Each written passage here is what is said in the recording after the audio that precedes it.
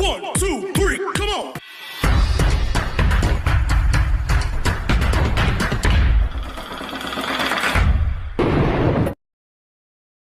Assalamualaikum dan berjumpa lagi bersama saya di sini guys ya. Hari sudah siang dan apa kabar Anda semua di sana? Bagaimana aktivitasnya? Tentunya seperti biasa doa yang baik-baik akan selalu saya panjatkan kepada Tuhan Yang Maha Kuasa untuk kita semua, semoga dalam keadaan sehat. Amin amin ya rabbal alamin. Oke. Ini adalah satu berita yang membuat saya lagi-lagi kecewa dan mengelus dada guys.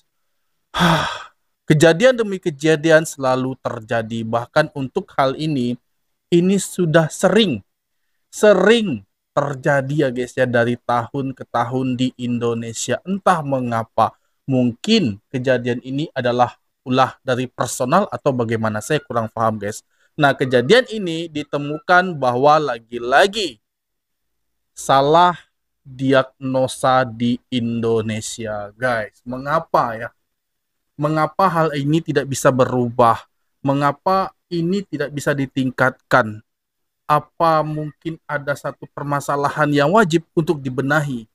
Tapi saya yakin lah guys ya, mungkin tak semua, tapi kalau ada hal yang begini-begini ini masuk ke dalam berita, tentu ini akan mengurangi rasa kepercayaan dan reputasi dunia kesehatan Indonesia menjadi taruhannya. Tapi walaupun kesal, walaupun marah hati saya, tapi coba kita reaksi video itu guys ya. Oke, kita reaksi sekarang. Ini dia.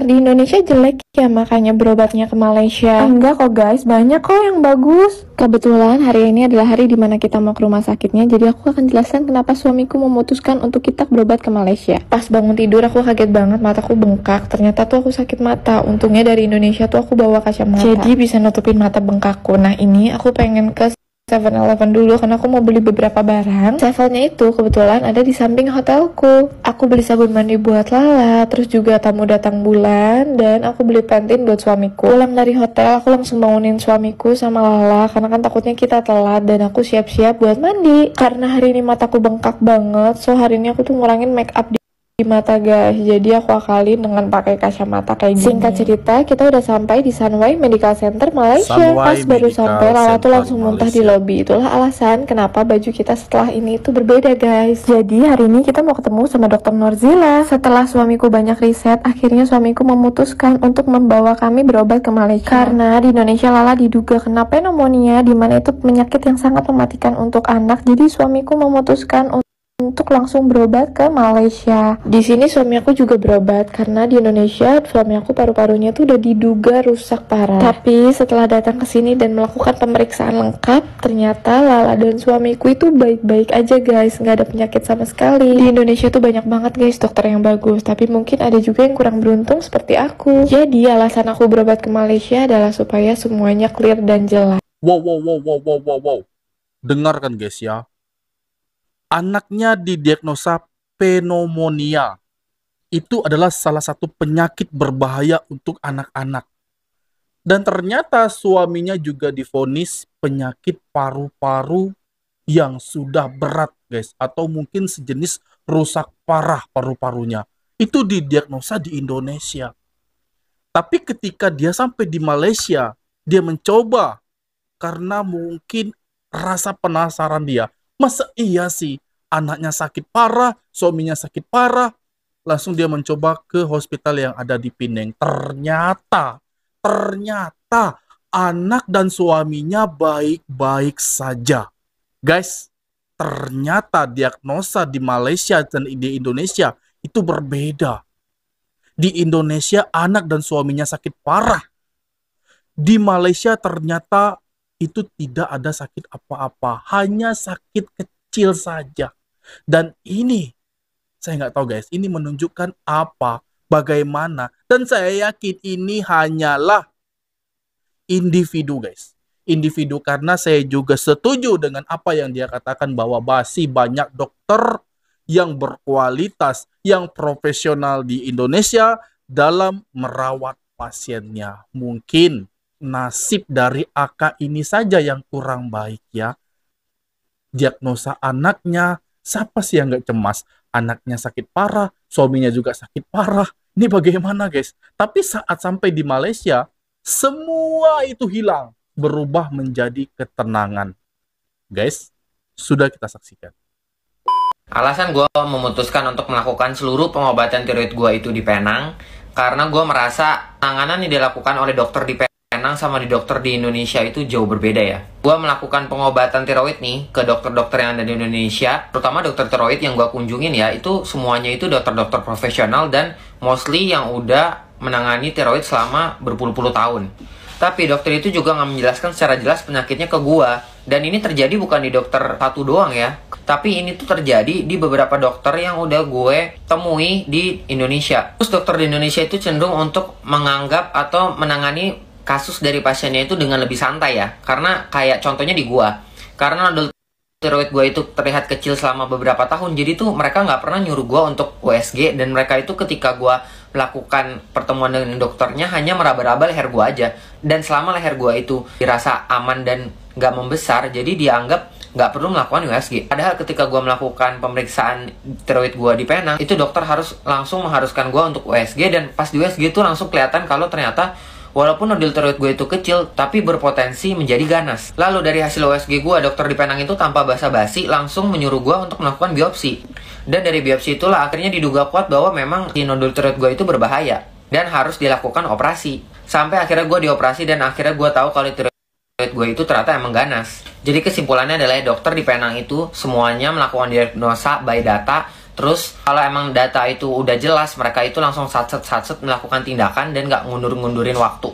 Sementara kalau dokter di Indonesia itu melakukan diagnosa itu awalnya menduga-duga dulu tanpa berdasarkan data, yang akhirnya bisa membuat kesalahan diagnosa dan juga membuat keraguan ke pasiennya, yang akhirnya pasien ini tuh jadi berobat ke dokter A, B, C dan melakukan berbagai uji yang harusnya mungkin nggak dilakukan, yang membuat biaya berobat di Indonesia dan berobat biaya di Penang itu akhirnya malah sama aja atau bahkan bisa lebih murah. Jadi kalau kalian punya dana lebih atau kalian itu menggunakan asuransi swasta dan kalian udah melakukan pengobatan di Indonesia terus merasa belum puas, mau mencari second opinion ke dokter lain, mending langsung aja sih berobat ke Penang. Kalau kalian bingung gimana caranya berobat di Penang, kalian bisa langsung aja googling berobat ke Penang. Dan itu ada beberapa website yang menjadi biro dan bisa bantu kalian untuk booking dokter, gimana cara ketemu dokter, terus dijemput dari bandara, itu semuanya ada dan gratis. Guys, sudah dengarkan, sudah lihat apa yang dikatakan oleh pemuda ini, ya. Berbeda penanganan dokter di Indonesia dan di Malaysia. Kalau di Indonesia dia sudah mencoba, guys. Dan apa hasilnya? Dia cuma diraba-raba saja. Kalau cuma diraba-raba itu kan hanya bagian luar, bagian dalamnya kita tidak melihat. Harus dilakukan USG untuk mengetahui bagaimana organ yang ada di dalam ini. Kan begitu. Harusnya begitu. Tapi sepengalaman dia hanya diraba-raba saja, jadi tidak ada tonjolan yang keluar di bagian leher, artinya masih aman-aman saja. Tapi ketika datang ke Kuala Lumpur atau ke Penang, ya, yang ini adalah pasien yang Indonesia yang datang ke Penang. Apa yang terjadi? Dia diperiksa, ternyata itu dalam keadaan darurat dan harus dioperasi secepat mungkin. Hasilnya penyakit itu bisa diangkat dari lehernya ini, guys. Dan dia sekarang bisa beraktivitas dengan sangat mudah dan enjoy. Coba kalau itu dibiarkan terus-menerus tanpa diperiksa di Penang pada saat itu, apa yang terjadi? Apa, guys? Tentu itu akan semakin membesar dan semakin membahayakan nyawa seseorang dan perlu ada penanganan lebih lanjut. Apalagi? Kenapa stigma kalau berobat ke luar negeri itu lebih baik? Karena itu terkait yang namanya teori customer pain point. Apa tuh? Jadi, kalau kamu udah pernah ke rumah sakit di Indonesia, udah pernah ke rumah sakit di Indonesia, Udah. apa keluhan pertama paling sering? Lama. Iya, lama sih. Udah. Customer pain point-nya apa? Time Time. kan. Nah, di sini rumah sakit memandang pasien sebagai apa? Pasien. Oke. Dokter yang butuh pasien. Lu butuh gua, kalau enggak lu nggak akan sembuh. Oh. Di luar negeri, pasien dipandang sebagai customer. Oke. Maka ada 5-star customer. Sehingga si rumah sakit ini nge-treat pasien as a customer. Kepuasannya, after sales-nya, dipikirkan, reviewnya, testimoni. Sehingga ketika dia tidak ada yang namanya customer waiting point, dia nggak boleh nunggu lebih dari berapa menit supaya tidak ada customer pain point. Nah di Indonesia dibiarin karena ada antrian panjang, dia nunggu berjam-jam, akhirnya kesel. Walaupun secara SDM dokter kita sama dokter di Singapura dan Malaysia itu nggak ada bedanya. Kenapa? Karena lebih kaya kasus kita. Semakin banyak penduduknya, semakin jago dokternya. Karena kasusnya bervariatif. Oke. Ya. Nah, tapi karena customer pain point di kita tuh dokter-dokter kita belum memahami customer pain point dengan baik dengan dibandingkan dokter luar negeri, akhirnya health facility care di sana lebih care dengan pasien. Sehingga kita merasa lebih enak sana. Karena kalau udah enak kayak gini, sama-sama jual mie. Kenapa ada yang enak, ada yang merasa ini lebih enak dari yang ini. Padahal mie itu semua sama. Karena dia ada value yang tidak bisa. Guys, ya, jangan salah paham, jangan salah menduga.